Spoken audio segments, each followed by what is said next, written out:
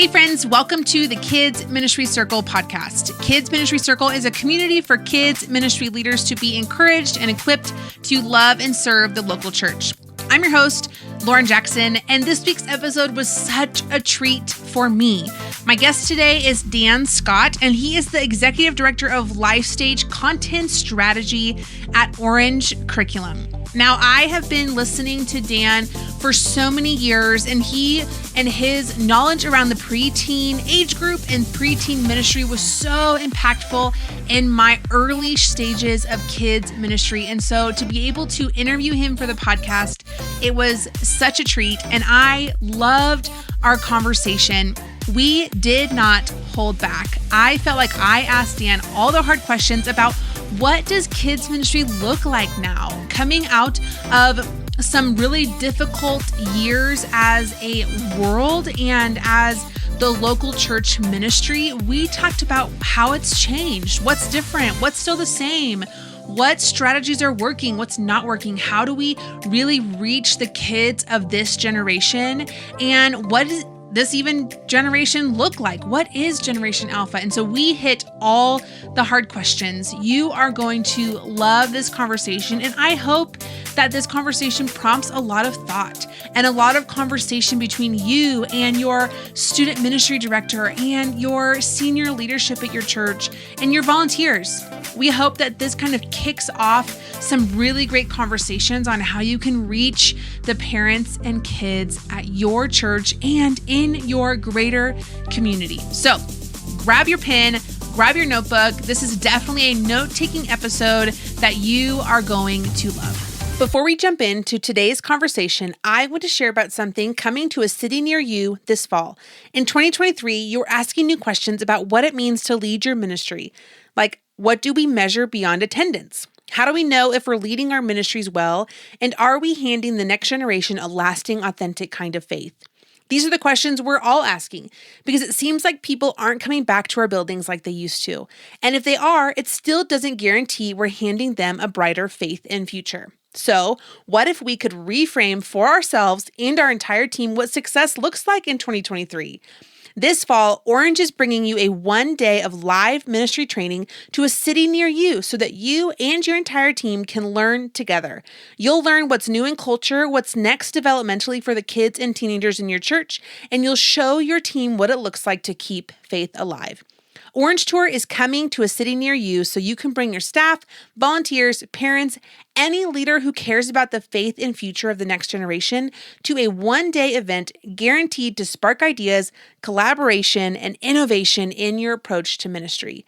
For every ministry leader and ministry team looking to build a brighter future, a stronger team, a clear strategy for the year ahead. It's a one-day packed with practical training, and it only comes around once a year. To find a location near you, go to orangetour.org. When you register, use code KidsMinistryCircleOT23 at checkout to get 10% off the ticket price. That's orangetour.org and use code KidsMinistryCircleOT23. We'll see you there. Dan, welcome to the podcast.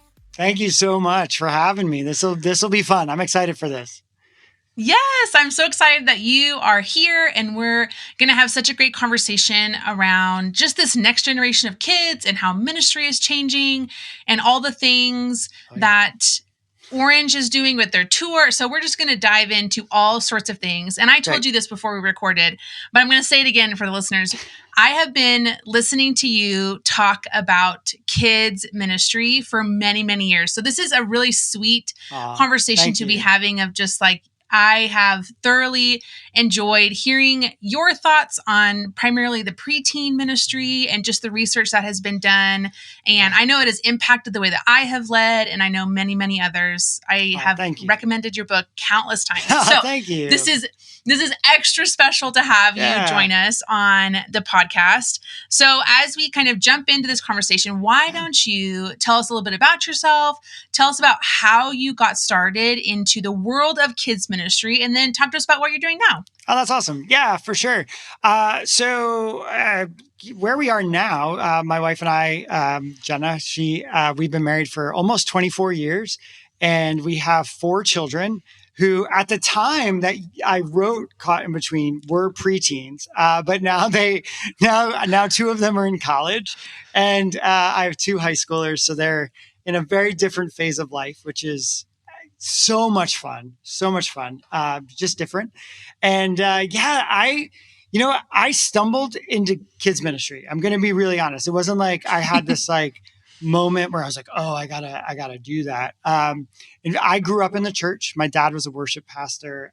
My grandfather was the elder of the, church board. Like it was just a big family affair when it came to church and Christian school and the whole thing. And what that does for a kid, like you get to see like behind the scenes, and sometimes behind the scenes, as you know, is not always great. And I sort of was like, you know what? I love Jesus. I love the church. I'm not going to work there. Right. Like I was like, this is great. Right.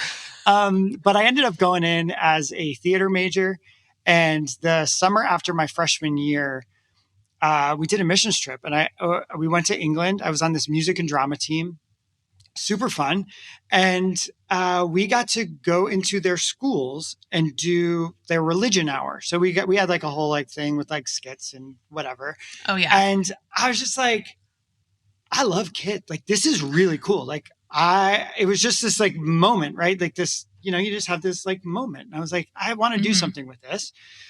Still not thinking that it would be anything related to the church. I double majored then in elementary education and theater, thinking I would end up doing something with kids theater or something. And then I fell in love with my wife, and as you do, and we were going to get married, and I needed a job. And theater doesn't really pay the bills, but education does. Not really. And education like barely pays the bills, but it was great. And so I was a sixth grade English and Bible teacher in New Jersey. That was where both of us grew up. And so her family moved all over, but they were there at the time. And we moved to New Jersey. I taught English and Bible. And it was then when I was given this like stack of mimeographed, it was the 90s, this mimeographed sheets of paper with like hundreds of questions on the life of Jesus from the book of Mark. And like, if you're familiar with the book of Mark, it's like the quick, fast, down, dirty version of the Jesus story. And you're like, there's 1,000 questions here. Like, they're like, and here's your curriculum. And I'm like, no, it's not. Like, no, these are questions. This is not curriculum. Right. This is not life transforming. These are just, questions on a page. And so that year I created a Bible curriculum for sixth graders on the life of Jesus. And I was like, this is it. Like, this is what I love. And I ended up going to seminary, and in seminary, I got an internship, and the internship became a job. And all of a sudden I'm the kids pastor. And I ended up doing that for 8 years.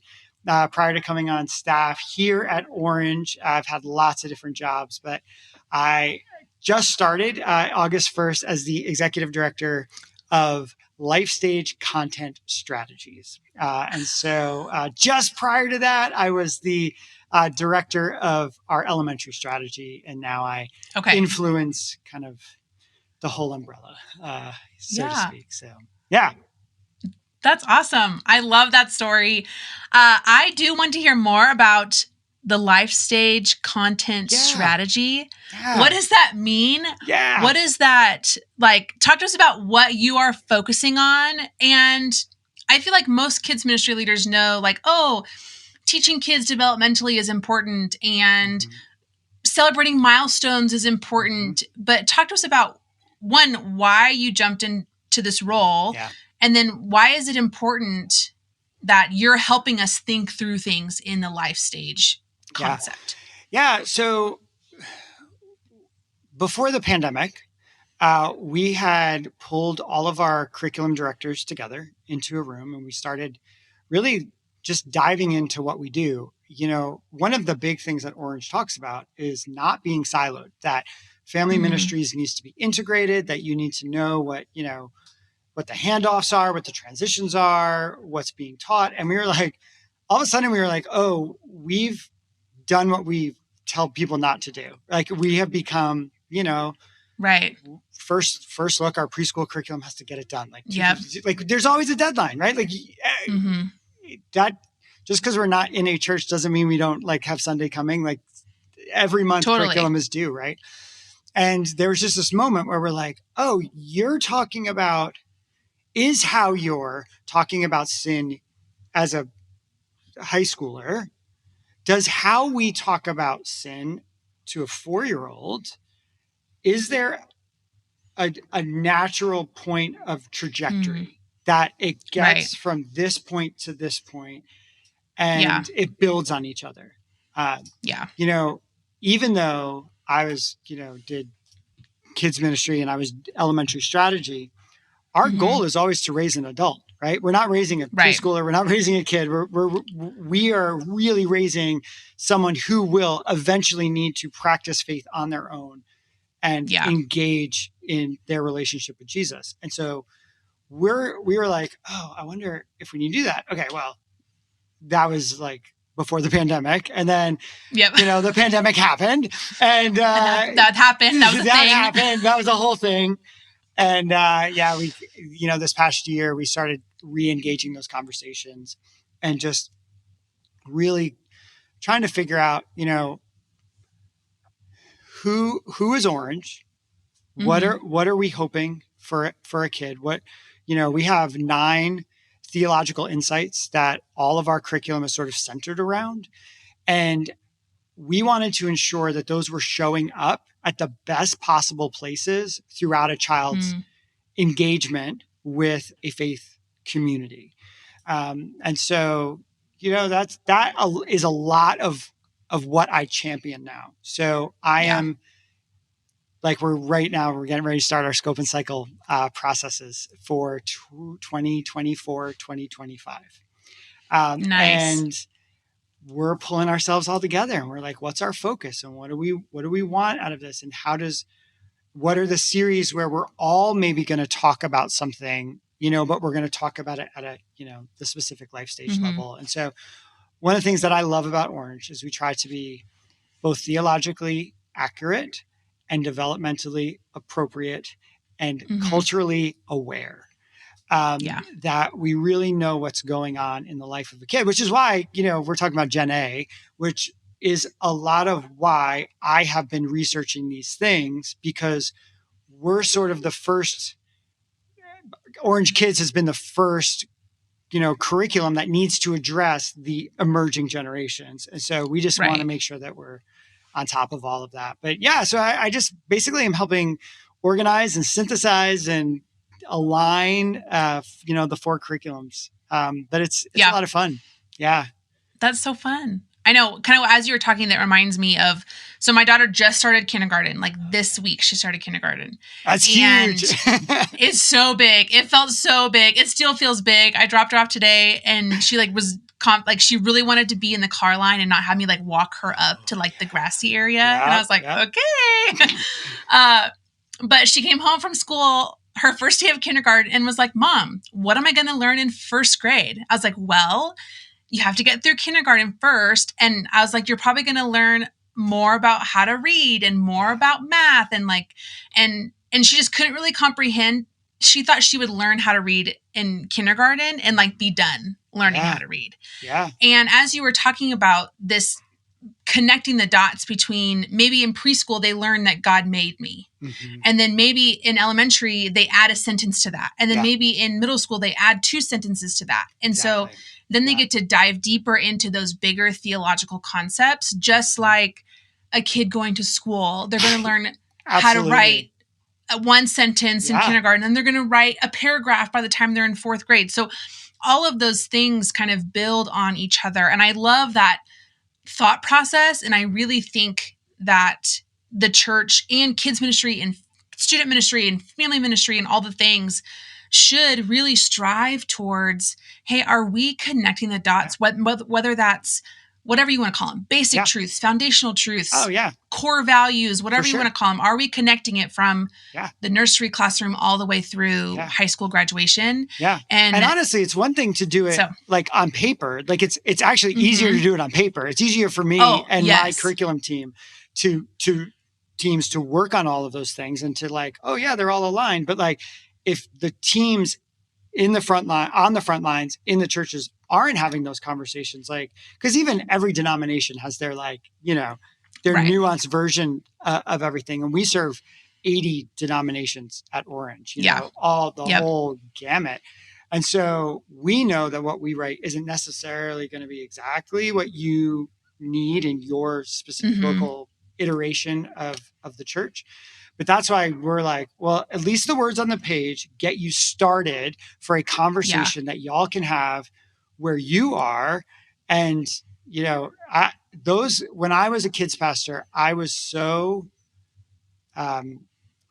grateful to have a family ministries director who was pulling all of us together. We had 4 directors pulling us all together and saying, hey, where are we headed? What are we doing? What are we covering? And that just kind of kept that mindset in front of us. And, even if you don't have that role, that family ministries role, kids pastors, please invite your student pastors to lunch and have a conversation about it, because it really, at the end of the day, serves your families best in those settings. So, yeah, definitely. So I want to kind of shift gears a little bit and talk about kids ministry as a whole. So with Orange and all the research that you guys are doing, and through your perspective as the director of, now I'm going to say it wrong, Lifestage content strategy. Yeah. From your perspective, how has kids ministry shifted over the years? And what do you think should kids ministry leaders be focusing on today? And like, I think I asked you the question of, do you think we have to adapt and change everything? Or do you think there are still some practices that we saw in the 90s and the early 2000s? And I think even for me as like, when I was a kids pastor, 6 years ago, like when I first started in my career over a decade ago, things that I was doing then, do we have to change? Or is there some things that can continue as we're continuing to invest in this new generation of kids?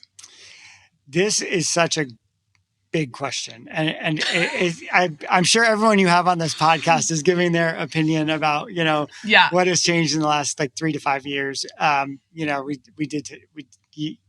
You can't help but mention it every time I speak to leaders now. It's like, you had a global pandemic. Like that is going to impact something. Like you can't go through that as an entire global population and not be different on the other side of it. I think what gets tricky is a lot of churches, we just fell back into what we knew, but the people aren't engaging in a building the way they were prior, to shutdowns and lockdowns and, all these different things. And so what we're trying to figure out is, we know that some things don't change. Relationships are important. Jesus is important. Like these are like these key things that we have all built our ministries on.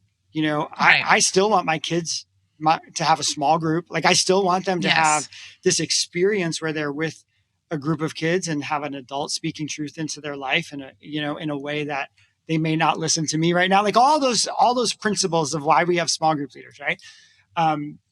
These are things that have to keep happening. I think what we're trying to figure out is, as even education is changing and it's becoming more like I guess we're kind of calling it like omni-channel learning, in that there's a seamless integration between the analog and the digital way of learning. Omni-channel is a marketing thing. It's kind of like if you go to Home Depot and you bought something online, but you buy it in the store, or once you're in the store, you can pull it up on the app and you can get to it because so it's integrating your online and your offline world. We're looking at okay, what does that mean for children's ministry? Yeah. Knowing that, these are the kids that we're serving. This is how they're going to school.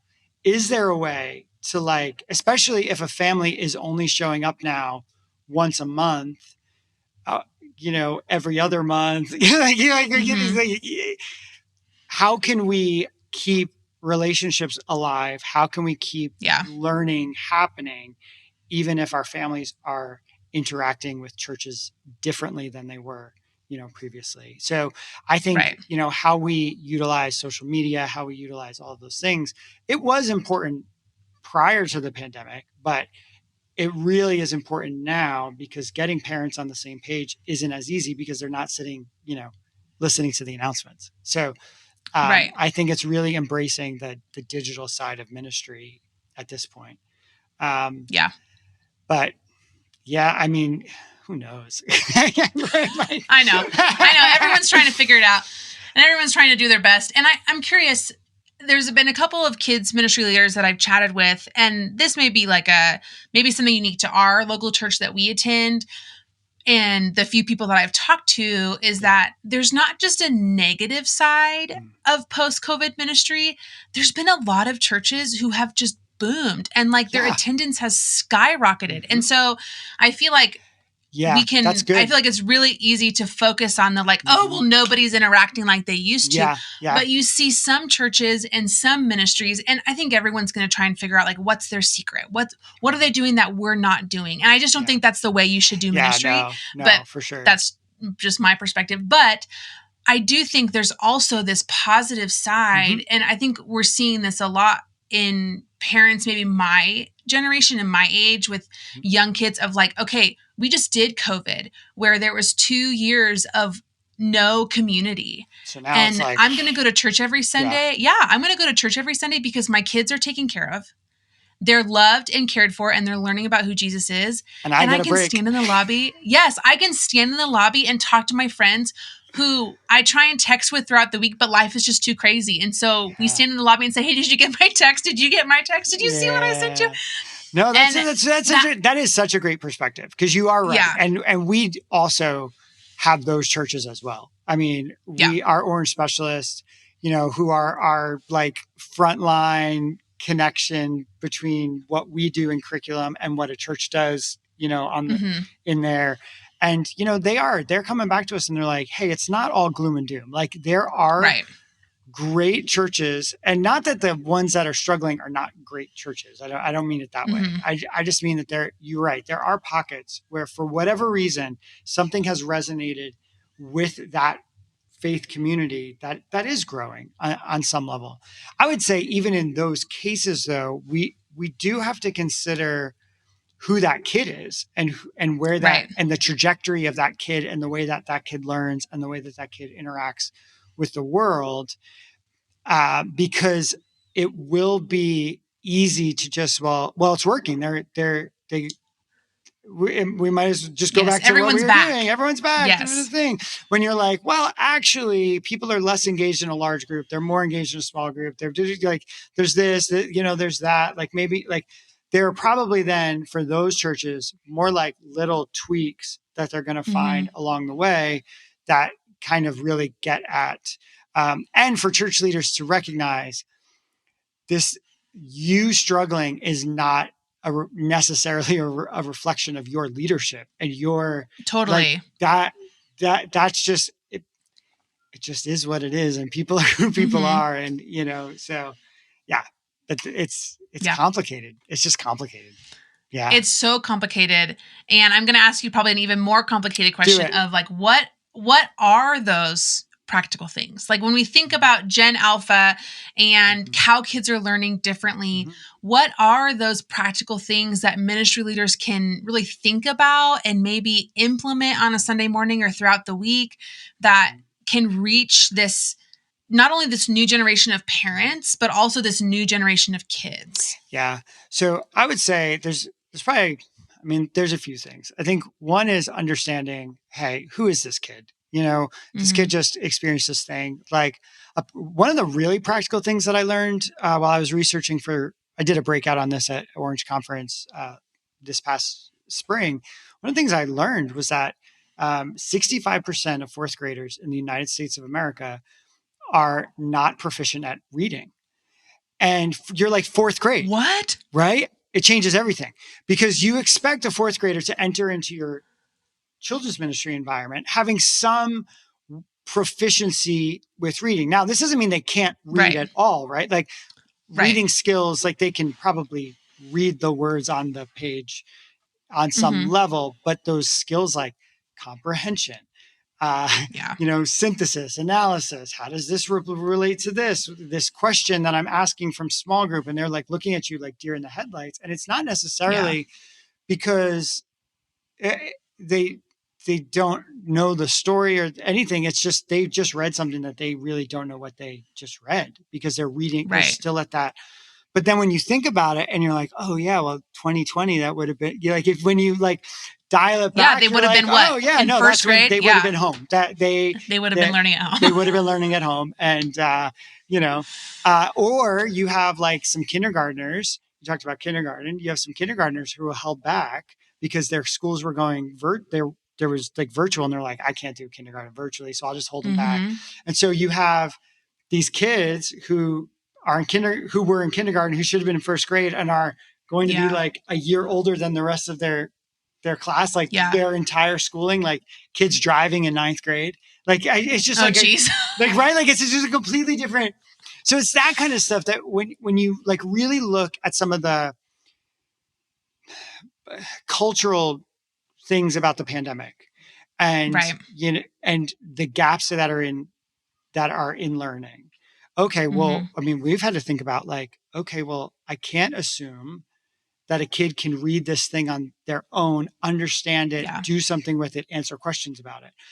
I have to now prep a small group leader to be able to maybe read it out loud, explain it, like unpack it and make a safe place for a kid to ask a question that, might be considered a dumb question, but literally it's just the question because that's where they're at right now. So it's like, that's a big practical thing for your expectation of the kid walking into the room. The other thing with Gen Alpha is, they are the most unchurched, they definitely are. Their parents are millennials. By and large, some are Gen X, younger Gen X, but by and large, they are millennials who are, some are back in, some are in church. But a lot, this is the generation that has kind of started to step away and they're trying to figure out, what do I do with church? I find value in it, but I have baggage. And so I don't necessarily want to engage. And so how are we just, as the church, creating not just safe environments for kids, but safe environments for their parents? And how are we addressing like, hey, I know that you're concerned about safety because you just saw that, that thing on the news and you don't want that happening at our church. And so here, like, it's just being upfront with like, hey, we are a safe environment. This is our plan. This is that. We do background checks. We do like, that whole, I mean, unfortunately, Gen Alpha is also, the active shooter drill generation. And so what does that mean for like them coming to church? Like, is it obvious? Like, is your church like full of exits and entrances all over the place? Well, like some parents, like, they'll be like, no, peace out. Like, I can't do that. So is your children's ministry environment, is there one central entrance that you can give parents that you can make it feel like it's safe? When you start to look, and this is why we really need to be students of our culture, right? And not just, oh yeah, that's this thing I heard on the news. It's not a real thing. Well, it is a real thing to someone, and that someone could be a member of your church. And so to really start engaging your parents and how they are impacted by the culture, by what's happening, becoming a student of that, and knowing like, these are the things these parents care about, and these are the things these students care about. And those students, they care about the earth. They care about global, climate change. If you don't have recycling at your church, you're like, it sounds so there's going to be people that are going to listen to that. They'll be like, whatever. Like, no, like, but Right. you don't understand. Like, you have a global generation who is completely, it's the most diverse, it's the most global, it's the most willing to think outside of their own local community for the sake of someone else. How little things like that can go a long way in helping a family feel like, oh, they care about the things I care about. So I bet that when they are speaking about Jesus, they're speaking at it from a place of love. They're not speaking at it from a place of shame and a place of guilt and a place of all of these things that they are inviting, and they know us and they want us, and all of that. So yeah, that's not what happens on Sunday morning in a Sunday school room. Right. These are environment things that speak volumes before they're even willing to drop kids off in the Sunday school room. What is the reputation of your church in the community, right? Of your children's ministry in the community? That's gonna play a huge thing. Yeah. It's interesting to think about, because a lot of times we say, oh, well, parents care about this, and kids and students don't really care about that. They're just here because that's fun. Yeah. And I think we have to reframe that a little bit of like, no, parents care about safety, but so do kids. Yeah.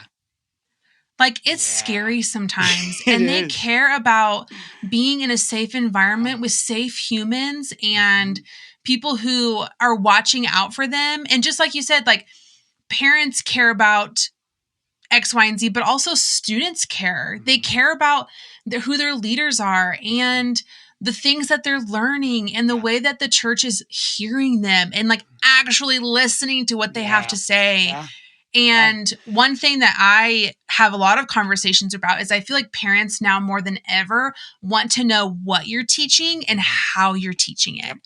Because there's this whole like deconstruction thing happening. And a lot of parents are coming to church saying, I know church is important, but I don't want you to teach my kid how I was taught. Yeah, absolutely. Totally. Yeah. And so I think one, like a practical thing is like, oh, your website should have a good presence online. Yeah. And whether you're on social media, we've already kind of established you probably should be on social media to some extent. Like that should have a good presence and include like, hey, here's what we're teaching. Here are the foundational truths or the core values that your kids are going to hear every single and here's Sunday. Some helpful and here's the things. scripture. Yeah, that are just like, hey, FYI, just so you know, all of our, we completed our background checks for like you can literally make it fun and like just, do these, different things here and there. No, that's all really so important for sure. Yeah. Yeah. I'm curious what you think, because I'm sure there are people listening who are like, I can't make all of those decisions. No. I'm not the decision maker of my church. I can't implement all of this. But we want to reach this next generation. Or maybe there's the people who are listening who are like, is it really worth it? Yeah. And I don't know if we have that answer yet. I don't know if we have a yes, doing X, Y, and Z is going to make all of these kids and families come to your church. Again, I don't think that's how you do ministry. No. It's not like we're going back to this, like just a different version of seeker sensitive churches. Like you don't want to, I completely agree with that. You don't want to do that. I think what I would say, we end up having a lot of conversations with senior leaders at Orange because a lot of times the parents are going above the kids pastor. They're going to the senior leader. The senior leader is coming down, and then the kids pastor's like, hold on, like, I don't know what to do. Like, I just want to like kids to like you said, like, I just want them to like enjoy it, have fun. Like, and then there's all these things. I think the other hard thing is that our culture at large is so nuanced. There's no water cooler TV show anymore. Not really, not like it was, when I was coming up and everyone was watching Friends or everyone was watching ER. Right. Now it's just nuanced. And so this is true about the news that the faith leaders that you listen to and the news that you listen to. And so you have these you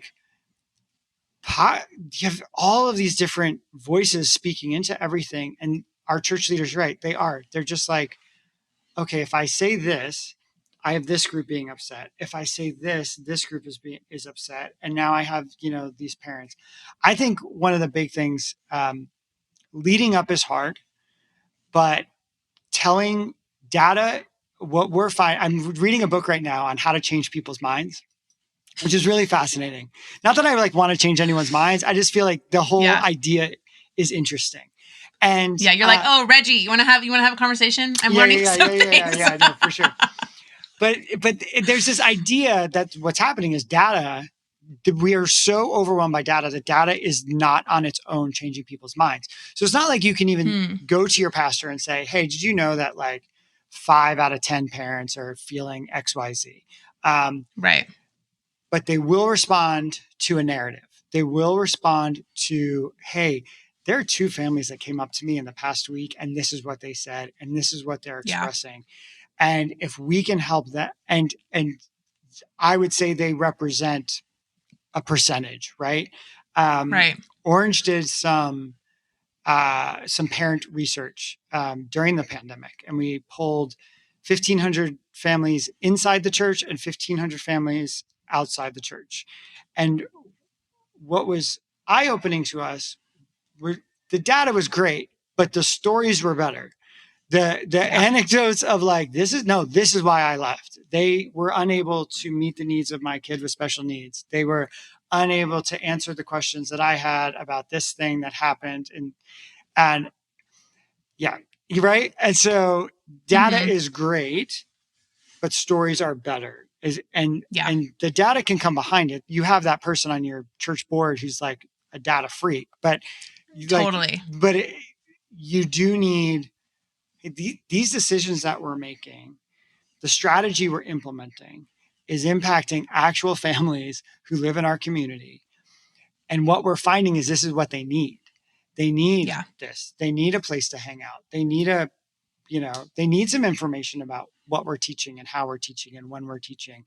And we can't just, not have an answer for anything anymore.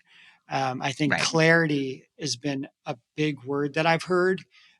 People just want you to be clear. They don't even necessarily have to agree with you.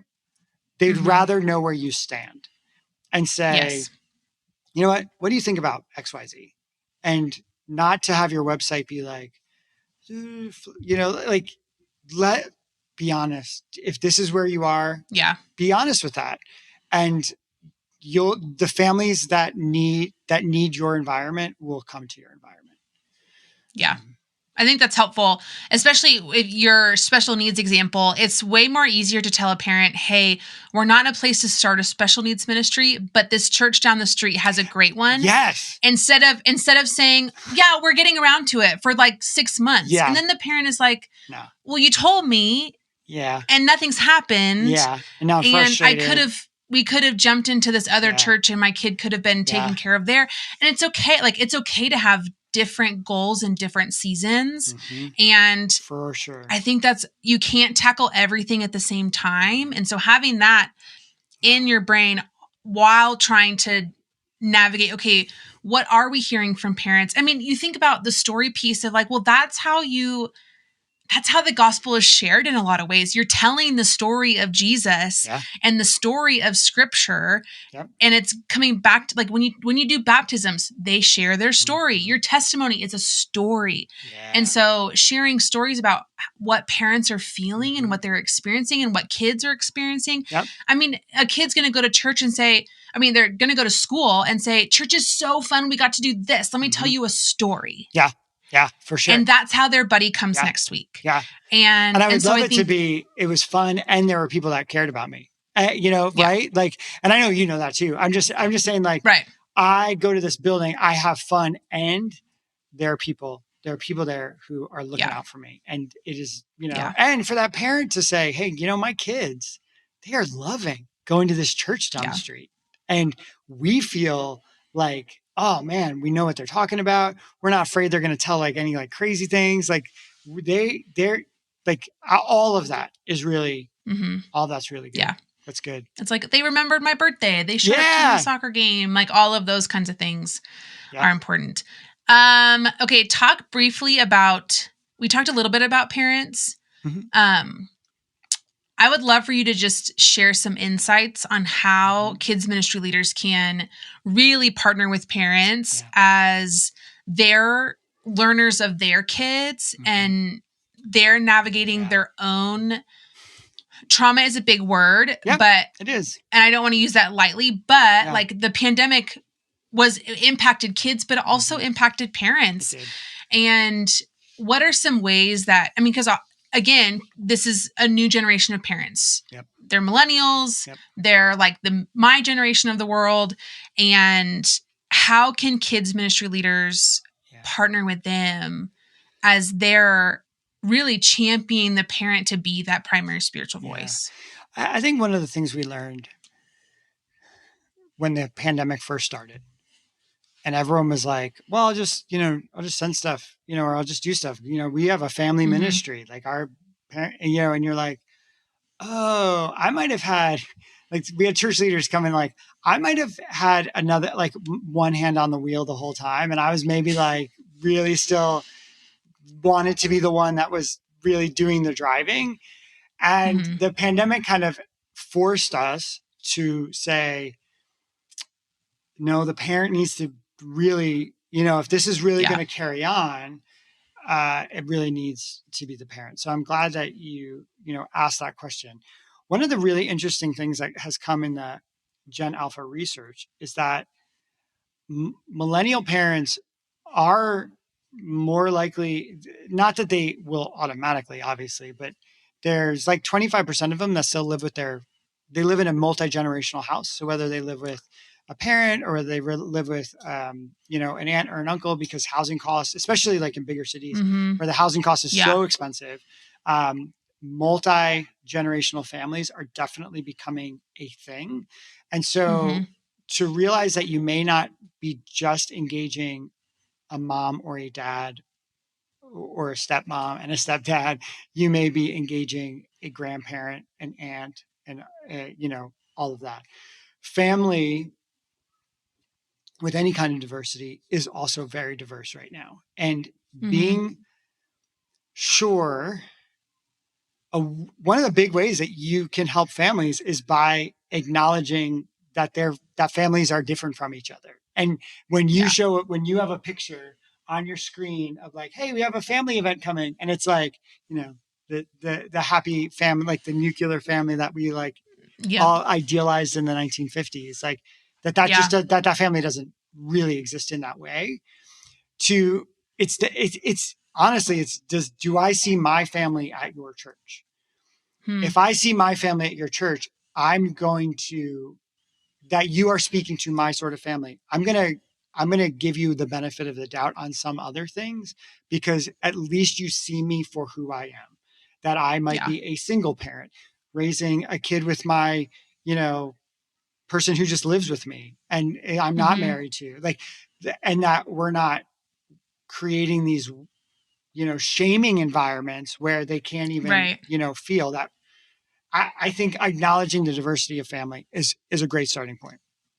I think knowing where parents are at and not helping them feel extra guilty for not engaging in all the things that you have to offer is going to be very important.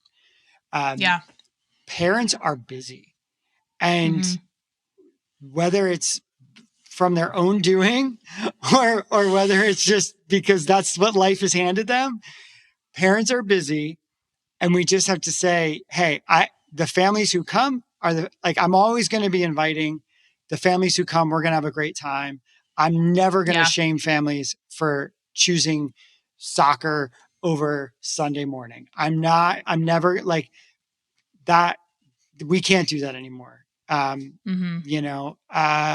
then, I mean, we've talked about social, but like everyone waits a lot and we sit in car rider line a lot.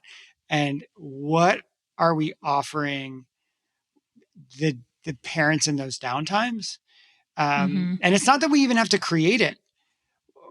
Your Facebook group, your, Instagram channel for your parents can be something that you curate. That, hey, we found this good thing while you're sitting in car rider line, do this, or here's this book, or here's this, article. Curation is a big part of it. And then, we live in we're on a content creating, Yep. platform right now.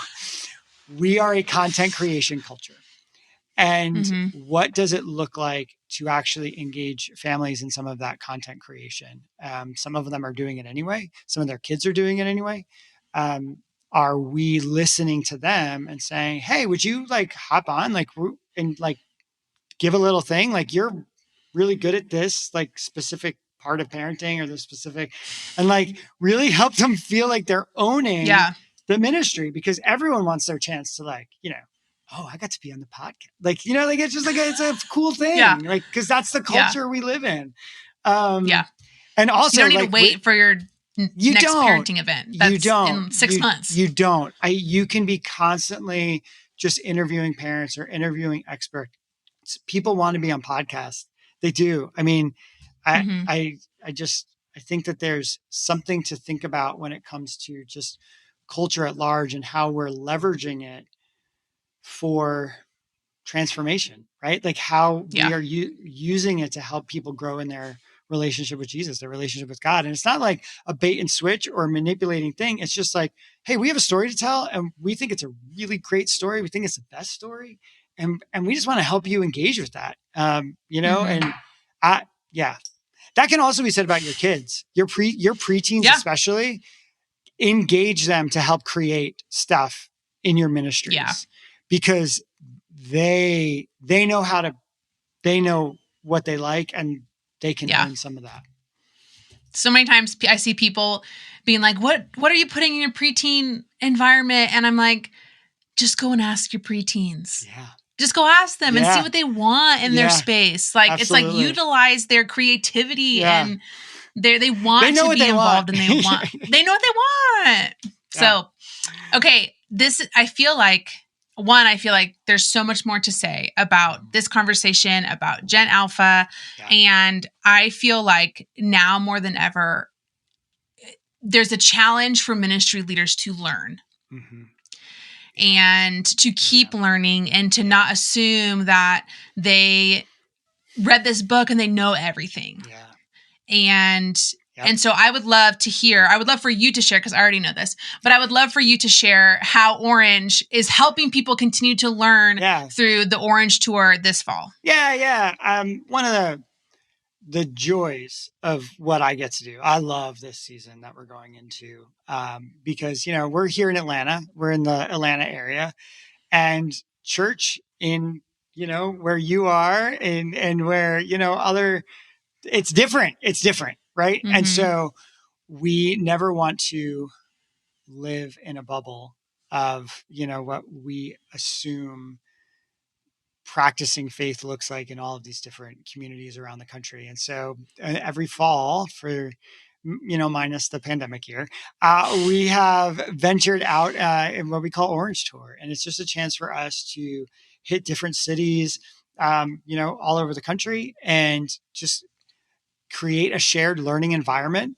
I get to go on a few of them. And I always find, sure, I might be delivering a breakout, but I'm learning from the people that are there, right? Like we want to create environments where people are engaged with content, but are also sharing how that content might play out in their unique environments. And so it's not just this talking head, like on a thing, like we try to do workshop based where we're having conversations and we're learning from each other. They're really fun.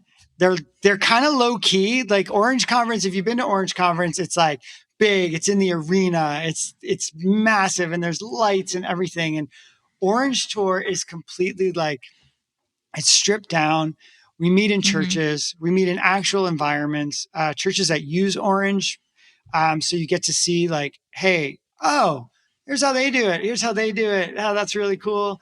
But not everyone who comes uses Orange, and it's not a sales pitch. It really is a learning environment. If you are reaching the next generation, it is a chance for you to get to know a little bit more about them. We're talking this year about, the future of kids ministry, the future of student ministry. We're talking about like future metrics. Like how should I even start to analyze like what's happening in my environment. Like, was I counting the wrong things before? What should I be thinking about now? And so we always have, really, obviously Orange Conference is like a big party. It's super fun. I would definitely go to that. Right. But if you really want to network and connect with people in your state or, area, region, Orange Shore is where it's at. It's not crazy expensive. And the church I was at in Grand Rapids, Michigan, we hosted it a couple times, and it was really like it was so great to be like, oh my word, I didn't even know like this church exists. Like it's crazy what ends up happening. And you're like, oh, you're only like 20 minutes away. Then you meet up, and so it's a great for networking as well as continued learning. So Totally. orangetour.org. I mean, just you go and you can find your city. Yeah. Mm-hmm. And it's both kids ministry and student ministry. And there's actually which is great. Some stuff for senior leaders too. So, we talked a little bit earlier about there will be breakouts for your senior leaders to really, we try to create events that your entire church staff and church volunteers can come to. Because that's what we try to model. Obviously, we don't always do it well, and we're kind of C+ every so often. But we know that the goal is for us to be integrated. And if you're having, as a kids pastor, you're having a difficult time, really kind of vision casting what you want for your children's ministry, your student ministry, it might be Orange Shore could be a great opportunity to bring your senior leaders and say, hey, just listen to Kristen, listen to Reggie, listen to these people speak their heart for the next generation and where they believe and what they believe about how the church can really make the gospel come alive in that generation. So it's a lot of fun. That's great. Yeah. I know we just talked about how we shouldn't shame people, but I feel like I'm not going to shame you, but I always hope that you come to Colorado. I would love. And you don't, I know. And you're not. I know. I keep saying we got to go back to Denver. I know. We do. We have to go back one of these times. Maybe next year. Yeah. 2024. Okay. So Dan, the last question we always ask is, if you were talking to someone brand new in kids ministry, what would be your words of encouragement or advice? Wow. There's probably a couple things. And I thought about this one because I knew this question was coming. And it's an important question. It's an important question because, like I said earlier, like I fell into it. Like it wasn't my goal. I didn't like study kids ministry, in college. Who did? Not very many people. What I learned while I was at the church in Grand Rapids is the longevity was really important. That having been there for 8 years, I got to see kids go through the system. I got to build a relationship with kids and families through, the whole system. And that I know we live in a transient culture, and I know it's really difficult. But I think the last stat I heard, it's like, people are at churches for like a year and a half, 18 months to, 2 years. And that's not enough time to like, even like switch a curriculum. Like you're still like, you need a good 3 years at least to get a new curriculum implemented, regardless of what you use. And also to get to know all the people in your local church. I mean, so I'm a big fan of like, hey, if you're going to do this, and life happens, totally get that. Yep. But if you go into it thinking, I'm here for 5 years, or I'm going to take the first kindergarten class all the way through elementary. We'll see what happens there. Now, if God calls me someplace else in the middle and whatever, a spouse, life happens. But to go in not looking at it as this is a stepping stone to something else, but this is investing in these families, in this local church, in this community, I think that's going to be a good mindset to enter. Second, get a mentor. Get someone that you can talk to who does not go to your church, who is an objective voice of someone to bounce ideas off of, someone to complain to, someone to, just cry and bare your heart, and then can give you wisdom to help you through that. That was invaluable for me, to have someone who I could be like, oh my word, buddy, like help me, and it was just like, no, that, either commiserate or get over yourself. You need to do better. Like it's both of those things, right? It's both of those things. Totally. And then I guess lastly, I would just say, and I think I've said this a couple of times on the podcast, but just never stop learning. Always be. That's why I love podcasts. I love that we live in this culture where people are just so willing to share what they've learned. And, what I say might not resonate. I know it won't resonate with everyone, but it will resonate with someone. And I just feel like find that podcast, find that, try to take a class at a local college. And like, maybe it's not even maybe it's not a Christian college. Maybe you're just learning about sociology. Maybe there's just something adjacent to what you do that will impact who you are and how you lead kids. I just never stop learning, because the culture around you is not static. It is very dynamic, and to just be a student of the world is just, it's just important. So those are that's great. Yeah. So good. Such good words of wisdom and advice. Dan, we're going to link all of the things in the show notes. So if people want to check out Orange Curriculum, if they want to sign up to go to the Orange Tour, if they want to just follow you guys on Instagram, social media, all the things, we're going to make sure they know all the places to go and continue to follow all the things that Orange is doing. Thank you so much for being on the podcast. This was so fun. Thank you. Friends, wasn't that such a great conversation with Dan? I loved the conversation. I feel like we could have talked for many, many, many more hours about Generation Alpha, how we can equip families and kids and volunteers to really reach this next generation, not just generation of kids, but also next generation of parents. And so I hope that you enjoyed this conversation. If you have questions about maybe what Dan is doing over at Orange, how to get connected and how to learn more, you can head over to the show notes. Everything is there. And don't forget, if you want to check out the Orange Tour, all of those links and the Kids Ministry Circle code is also in the show notes. That is a great opportunity for you and your teams to continue learning. If you want to share maybe what your biggest takeaway from this episode was, you can head over to our Instagram and Facebook pages at Kids Ministry Circle. And as always, thank you so much for listening. Thank you so much for sharing this episode with a ministry friend, and we'll see you next time.